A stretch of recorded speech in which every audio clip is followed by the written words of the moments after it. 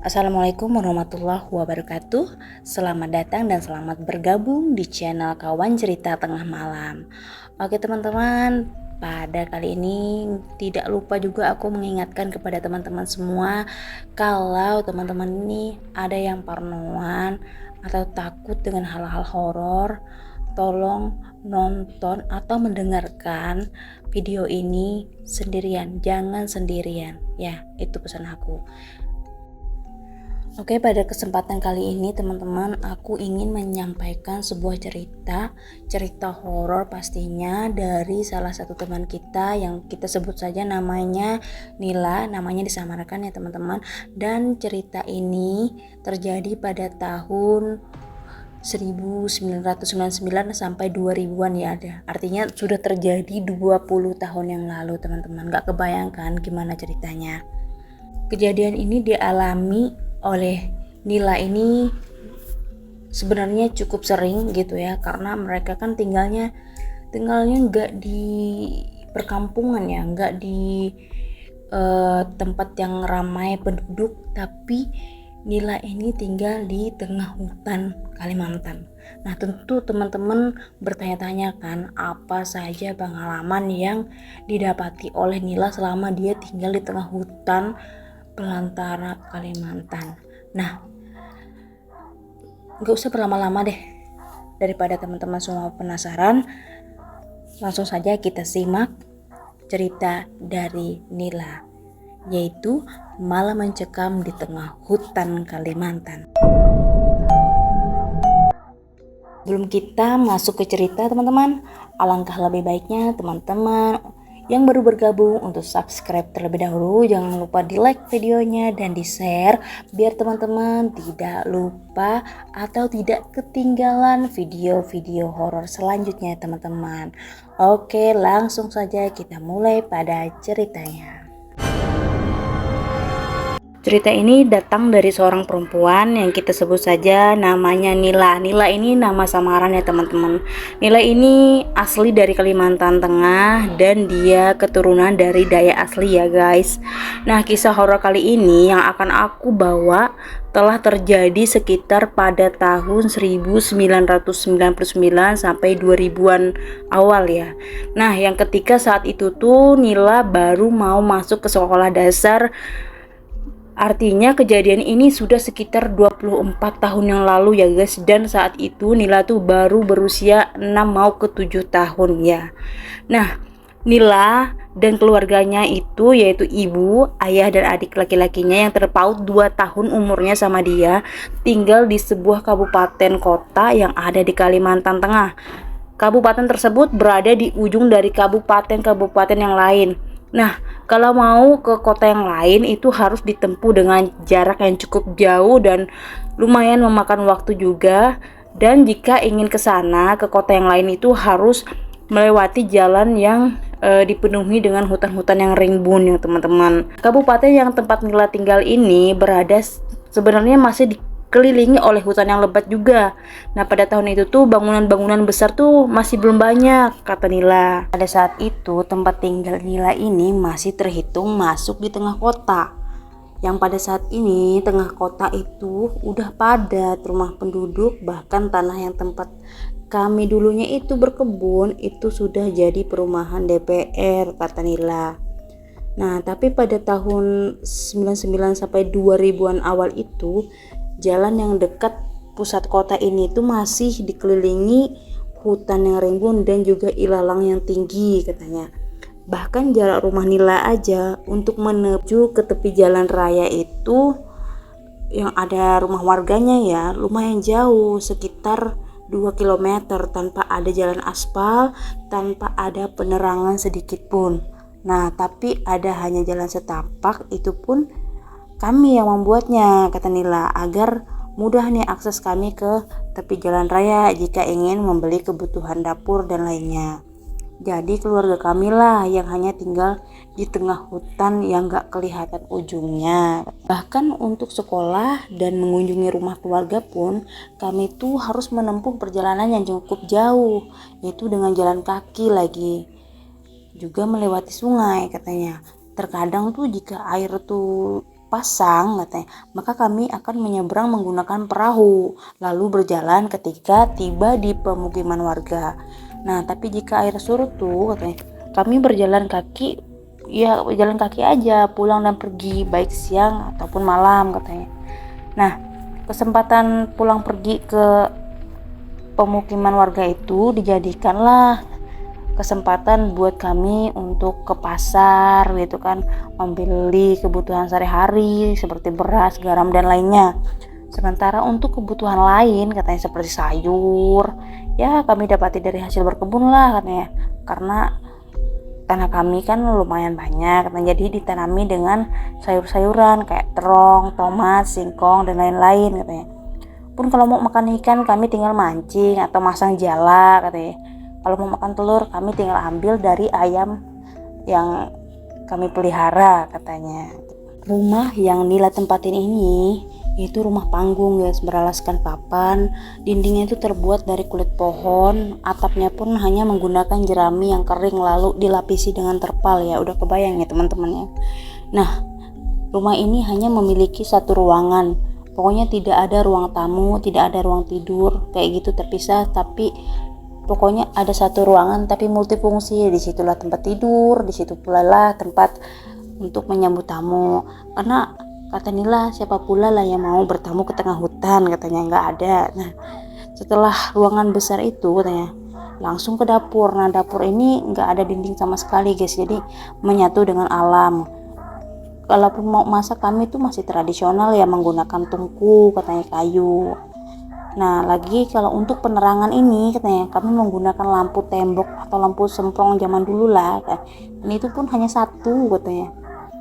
Kalau pagi sampai sore tuh masya Allah adem kali, cuci mata terus lah lihat yang hijau-hijau dan segar katanya. Tapi kalau malam jangan tanya gimana ngerinya hutan Kalimantan. Pada masa itu tuh kami punya anjing yang besar yang memang digunakan untuk berburu dan menjaga rumah ya. Nah pada suatu malam ayah kami itu izinlah ke kami untuk berburu ke tengah hutan sama anjingnya kata Nila. Jadi di rumah itu tinggallah cuman aku, ibu sama adikku katanya. Pada saat itu tuh ayah aku nih berburu cuman bawa mandau, baju singlet, celana pendek. Nah yang sekarang kalau aku pikirkan ya kembali, orang yang berburu larut malam dengan pakaian yang segitu simpelnya itu mungkin mau cari mati atau nggak niat hidup gitu. Tapi dulu aku tuh kayak biasa aja gitu ngeliat ayah aku berburu dengan pakaian segitu simpelnya. Ayah kan berburu berangkat pada sekitar 9 malam, jadi di rumah tuh nggak ada ngalamin apapun katanya. Di rumah tuh kami aman, tidur kami nyenyak. Tapi yang mengalami hal yang sangat menakutkan itu justru ayahku yang sedang berburu di tengah hutan. Hari itu hari Minggu, jadi aku tuh libur sekolah kata Nila. Lagi sarapan pagi, ayahku nih mulai cerita katanya tentang kejadian yang dialaminya saat berburu semalam. Nah jadi malam itu kan ayah berburu nih ke bagian utara dari rumah, tepat arahnya tuh di depan rumah aku, lurus aja katanya. Lagi asik berburu ini tiba-tiba ayah itu katanya diketawain sama mbak-mbak dari pepohonan dan suaranya tuh jauh. Nah artinya kan kalau suara mbak-mbaknya itu jauh ya menandakan bahwasanya dia itu kan deket. Nah jadi ayah ini santai aja katanya. Jadi ayah ini sambil pegang tali anjingnya, ayahku ini diikutin sepanjang jalan sama banyak mbak-mbak dalam tanda kutip. Tapi ayah cuma bilang nih, kalau kamu mau ngikut serah, asal jangan sampai rumah gitu. Nah ayah ini santai aja ceritanya lah ke kami. Nah, kami masih anak kecil saat itu ya sangat ketakutan lah mendengar hal-hal kayak gitu. Gimana nggak takut, karena kamilah cuman yang satu-satunya berani tinggal di tengah hutan dan ilalang selabat itu katanya. Nah aku tuh ngelihat ibuku cuma senyum-senyum aja, seakan hal itu tuh biasa-biasa aja katanya. Nggak sampai di situ aja nih kata Nila. Ayahku tuh terus melanjutkan ceritanya. Beliau tuh cerita kalau si anjing pemburunya ini tiba-tiba lari gitu. Kan anjingnya kan diiketin pakai tali, otomatis tali yang dilengketkan di tangan ayah nih ketarik lah ya, jadi ayahku tuh terseret katanya, untungnya nggak luka-luka. Nah ternyata anjing itu tiba-tiba berhenti di sebuah semak-semak katanya sambil menggeram gitu. Dikira ayah itu ada terenggiling lah atau hewan apa kayak gitu kan yang ditangkap sama si anjing ini gitu kan. Rupanya pas ayah nih berhenti di situ, perlahan-lahan lah dibuka ayah nih semak-semak gitu kan. Nah pada saat itu kan guys, ayahku ini katanya lah berburu cuman bawa satu senter, dan itu pun senternya kayak mau sowak gitu, mau habis baterainya katanya. Tapi pas ayah buka perlahan-lahan semak-semak itu katanya yang banyak sayur paku-paku itu, ngerti kan kalian? Nah tapi bukannya nemuin hewan buruan, tapi ayahku ini katanya malah megang sesuatu yang kayak tajam gitu loh, tajam dan besar. Ternyata itu apa guys? Ternyata itu taring sepanjang 30 cm katanya.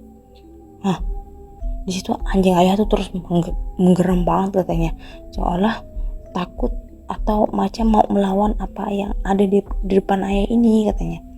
Lalu ayah tuh kembali melihat ke dalam semak-semak itu katanya, ada sepasang mata merah besar menyala dan berbulu tebal warna hitam banget katanya. Pas di senter ayah tuh kelihatan kali bulunya. Nah ayah tuh udah tahu nih sosoknya ini, sosok itulah yang itu bilang kalau ini sosok penunggu di tengah hutan itu memang. Nah ayahku nih kata Nila memang sedikit agak bergidik takut karena emang dia nggak sengaja megang tariknya dari makhluk itu katanya. Ayah pun akhirnya mundur lah pelan-pelan nih sama anjingnya sambil berkata gini, aku tuh cuman mau berburu hewan, bukan mengganggu, jadi jangan ganggu. Aku juga nggak takut kok kalau walaupun bentukannya begitu, kata ayahku. Ya aku yang masih berusia 6 menuju 7 tahun ini sumpah takut banget ya Allah. Gimana kok bisa ayahku sesantai itu gitu loh, dan gak takut sama sekali. Dan aku yang dengarnya aja udah takut gitu. Aku aja udah takut dengarnya sebutan namanya hantu, apalagi dengar bapak yang ngalamin sendiri katanya. Nah itu aku pengen gak mau lah lagi masuk ke hutan sendiri walaupun siang-siang gitu, kecuali kalau ditemanin sama ibu atau ayah aku. Nah singkat cerita, di waktu yang lain ibuku pun mengalami kejadian horor lainnya nih. Dan ini kejadiannya di siang-siang hari, siang-siang bolong, ketika ibu aku lagi tidur siang nih. Beliau tuh tidur siangnya di dekat pintu dapur gitu, pas mau ke dapur. Nah sedangkan aku tuh sendirian di ruang tengah itu sambil belajar nulis. Nah adikku sama ayahku itu lagi ke rumah keluarga yang di pemukiman warga yang rame gitu kan. Nah entah kenapa ini tiba-tiba ibuku tuh teriak-teriak padahal mata beliau tuh masih terpejam. Terus komat kamit dengan suara yang gak jelas. Aku yang kaget ya langsung leplek lah bangunkan ibu aku, takut kenapa-kenapa kata Nila.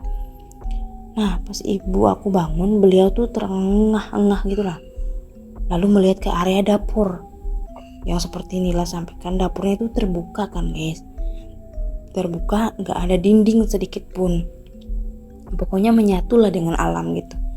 Nah setelah minum segelas air yang aku bawa, kata Nila, ibu tuh bercerita ke aku. Jadi tadi tuh ketika ibu tidur, ibu tuh ketemu sama perempuan, dia pakai baju warna putih, kata ibu.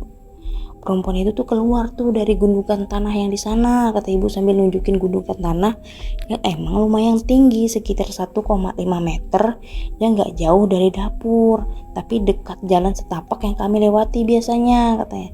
Jadi perempuan itu tuh, kata ibu, mendatangi ibu seakan berkata ingin memberi ibu sebuah telur, tapi warnanya emas. Dari kejauhannya nampak perempuannya biasa aja, kata ibu, dan ibu juga nggak ngerasa takut sama sekali, kata ibu, nggak curiga sama sekali, kata ibu.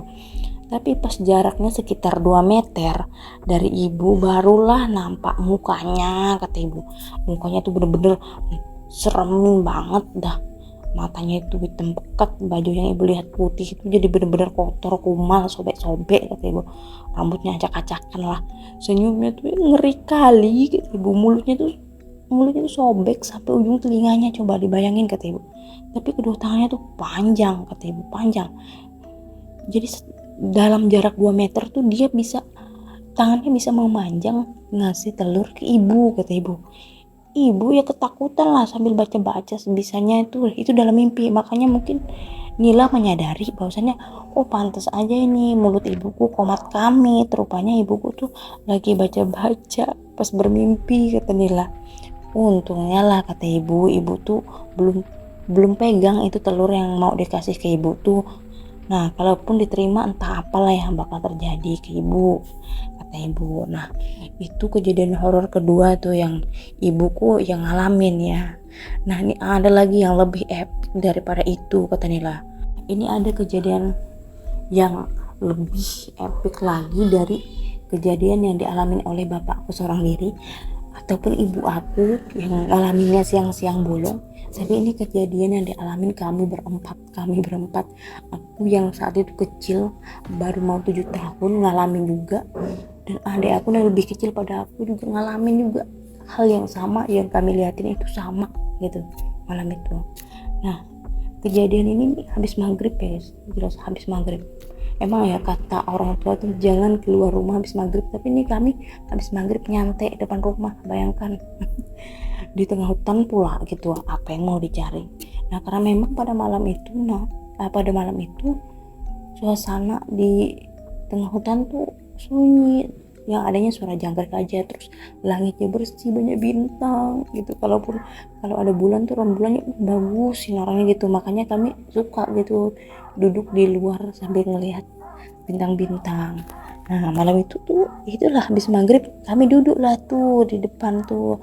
Nah bapak aku tuh di bawah di tanah sambil ngidupin api. Tumben-tumbennya juga nih bapak yang ngidupin api. Ya katanya sih tujuannya biar ada asap terus ngurangin nyamuk lah katanya, biar nggak dikit nyamuk kalian berdua katanya. Nah sedangkan ibu aku nih duduk aja nih, kami di pintu nih duduknya nih. Jadi karena rumah aku kan rumah panggung, jadi ada tangga gitu, semacam tangga yang terbuat dari kayu gitu kan. Nah kami duduk di situ sambil main, aku sama adikku berdua. Pas lagi asik santai nih kami berempat, tiba-tiba kok kayak ada kunang-kunang terbang gitu kan di atas ilalang itu kan gelap, tapi kami tahu kalau itu adalah ilalang karena itu sampingan sama kebun kami gitu kan. Jadi kebun kami terus ilalang, jadi nampak lah kalau sebelah sini bersih, sebelah sini masih rumput-rumput tinggi, jadi nampak gitu karena ada sinar rembulan juga. Nah macam kunang-kunang gitu kan, jaraknya mungkin 200 meteran lah dari rumah gitu. Tapi nih agak aneh nih kunang-kunangnya nih, makin lama kok makin deket. Yang awalnya jaraknya mungkin 300 meteran kok jadi makin lama makin deket, mungkin sekitar 200 meter dari rumah. Nah dengan sesama lah kami nih berempat nih ngelihat, makin lama kok makin terang gitu kan, kayak kelap-kelip, ibarat kayak lampu gitu kan, kelap-kelip gitu kan. Tapi setelah mungkin jarak 100 meter dari rumah, barulah kami berempat itu nampak apa yang berkelap-kelip tadi. Ya Allah ya Robbi, yang kami kira awalnya itu kunang-kunang, tapi setelah jarak segitu dekat nampak dengan jelas itu tuh bola mata, ada bulu matanya lentik gitu, tapi bulu matanya doang yang menyala, tapi bola matanya ini hitam banget gitu kan. Kebayang gak? Sumpah itu pertama kali aku ngelihat seumur hidupku, dan itu gak masuk di akal. Itu penampakan apa aku gak ngerti, itu mata apa aku gak ngerti. Aku cuman ngiranya awalnya kurang-kurang, tapi makin lama makin jelas, makin deket gitu kan. Itu bercahaya, bulu matanya itu bercahaya, tapi matanya gelap hitam. Aku sama adek aku spontan teriak takut, ya Allah ibu, ya apa itu, kami takut, pokoknya ketakutan lah sampai nangis nih. Udah bapak yang tadi berdiri di bawah kan, di dekat api itu, langsung ngambil kayu nih yang udah terbakar, yang masih ada merah-merahnya kan, paham ya, entah baca apa, ayah tuh langsung melempar potongan kayu itu yang masih merah itu ke arah mata yang mendekat ke kami. Dan anehnya, setelah dilempar pakai kayu yang dibakar tadi, gak ada semenit tuh mata hilang, sumpah. Itu penampakan pertama kali yang kami lihat. Penampakan yang kami lihat tadi udah hilang ya, jadi kami ngerasa udah alhamdulillah gitu kan, udah tenang. Degup jantung kami pun udah mulai teratur gitu kan. Yang awalnya ngerasa udah mau pingsan itu aku ngelihat hal kayak gitu, karena bayangkan aku nih masih kecil, belum ada 7 tahun, melihat yang kayak gitu ngerinya gitu kan. Rupanya nggak sampai di situ aja. Aku kira tadi udah selesai, rupanya di sisi lain sebelumnya kan aku sampaikan bahwasan di belakang pesantren tuh ada pohon besar. Jadi ada pesantren nih di belakangnya tuh hutan-hutan, tapi ada pohon besar gitu. Dan di sana tuh ada putih-putih menggantung gitu. Nah, aku sama ayah sama ibu nih lihat. Aku tahunya kan karena ayah yang ngasih tahu. Kalau kata ayah ada yang ngawasin, kata Nila. Ada yang ngawasin dari kejauhan, kata ayah gitu kan. Nah, aku coba lihatlah, semakin lama aku pertegas, kata Nila. Aku pertegas nih apa sih sebenarnya yang ayah bilang gitu ya. Ada yang ngawasin dari kejauhan sana, ditunjuklah sama ayah pohon di belakang pesantren itu. Maklum lah ya, anak umur 7 tahun tuh gimana keponya. Ternyata ada yang putih-putih. Aku tanyalah, kata Nila. Aku tanya sama ayah itu poci ya ayah gitu kan. Dengan santainya aku bertanya waktu itu, kata si Nila. Terus ayahku, ya santai aja. Iya, kata ayah. Dari tadi dia ngawasin kita di sini, kata ayah. Bayangkan, kata ayah, disuruh pula kami tuh bayangin, kata si Nila, disuruh pula ayah tuh bayangin. Coba kalian lihat di sana, katanya. Jarak dari rumah kita ke pesantren aja jauh, tapi dengan sejarak itu dia masih kelihatan setinggi 1 meter, kata ayahku. Jadi kalau seandainya kita berjarak 1 meter dari yang itu, katanya, nunjuk di atas sana, kemungkinan kita tuh nggak ngelihat fullnya gimana gitu, karena saking gedenya gitu kan. Ya Allah, tahu nggak, aku udah nggak karuan itu, kata Nila. Udah pengen minta tidur aja, udah masuk ayah ibu udah masuk ke rumah aja, udah takut kami berdua nih. Ayah, udahlah, udah selesai aja Leni, udah selesai aja kita di luarnya, kata si Nila. Nah, lihat adiknya ini udah nangis nih, tapi ayah ibunya santai aja, udah sebentar lagi, kata ibu. Gak usah takut, kata ibu kan. Udah nggak apa-apa, pokoknya ditenangin lah aku sama si adik itu, sambil si adik bungsu aku tuh sambil dipeluk sama ibu, aku juga dipeluk gitu, biar kami tuh ngerasa dijaga gitu kan. Nah, pada saat itu yang awalnya kita nih pengen acuh-acuh aja, malah kami berempat nih diketawain sama mbak-mbak yang rupanya dari tadi udah ngawasin kami. Sampai ibu tuh bilang, ya apalagi inilah diketawain lah sama kalian gitu kan. Nah, aku sama adik aku ya spontan kaget kan dengar hal kayak gitu. Nah, si ayah nih langsung bilang, udahlah berdiri ambilkan garam. Jadi ibu langsung ambil garam di dalam rumah nih, langsung dikasihkan ke bapak kan. Udah langsung lah bapak itu baca-baca sesuatu gitu dan niup ke garam yang dikasih sama ibu. Lalu langsung garam-garam itu dilempar ke depan, belakang, kiri, samping rumah. Nah, dalam sekejap entah kenapa tiba-tiba hening aja gitu, nggak ada suara apapun. Suara yang tadi ketawa-ketawa tuh hilang. Tapi sosok yang ngawasin kami dari kejauhan itu masih tetap ada di sana, masih sampai kami masuk pun tetap masih di sana dia. Yang jelas lah, aku sama adik aku yang masih kecil tuh pastinya ketakutan, tapi ibu sama ayah ini biasa-biasa aja gitu, seakan mereka tuh udah makanan hari-hari lah melihat hal-hal yang kayak gitu.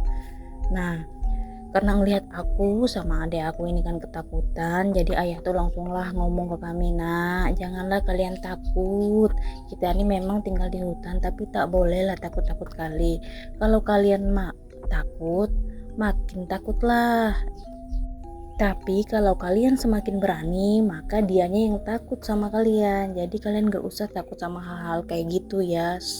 Selagi dia tuh gak nyakitin kalian dan gak merugikan kalian."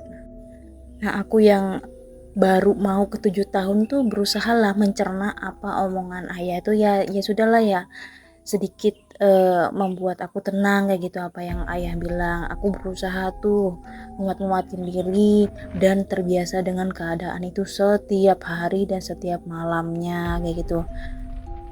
Jadi aku tuh tinggal di hutan itu dari yang masih awalnya tuh hutan belantara semua sampai didirikannya satu persatu rumah dan dijadikannya perumahan DPR di sana. Jadi aku tuh masih ada sampai aku sekolah kelas 3 SMP. Bahkan sampai aku lulus aku masih tinggal di hutan itu, tapi memang sudah banyak rumah dari tahun ke tahun kayak gitu. Bayangkan aja dari yang tahun 2000-an sampai tahun 2015 itu aku masih stay di tempat aku semula tinggal, kata Nila sebagai penutup dari ceritanya. Nah itu guys pengalaman dari Nila yang pernah tinggal di hutan Kalimantan. Bagaimana menurut kalian guys? Coba komen di bawah, apakah sangat mengerikan atau ada yang punya kejadian yang serupa, horor yang serupa dengan yang apa Nila alamin, atau ada teman-teman yang punya cerita sama seperti yang Nila alamin? Bisa komen langsung di bawah ya guys. Adapun hikmah yang dapat kita ambil dari kisah Nila itu yang pertama teman-teman, jangan pernah takut sama hal-hal yang kayak gitu, yang gaib kayak gitu. Dia memang ada di sekitar kita tapi kita tidak boleh takut kayak gitu. Karena kenapa? Semakin kita takut dianya semakin berani. Jadi kita harus berani biarnya dia nggak berani gangguin kita. Yang kedua, kita harus positive thinking ya. Berpikir yang positif itu perlu, apalagi kalau kamu tinggalnya di tempat yang sangat horor. Yang ketiga, yang pastinya kamu harus rajin beribadah dan meminta pertolongan kepada Allah serta perlindungan dimanapun kamu tinggal ya teman-teman. Oke, mungkin hanya itu video kali ini. Jangan lupa jika teman-teman punya video horor bisa langsung kirim ke email kami di bawah ini. Oke teman-teman, sampai jumpa pada video selanjutnya. Jangan lupa klik subscribe, like, dan share agar teman-teman tidak ketinggalan video horor selanjutnya.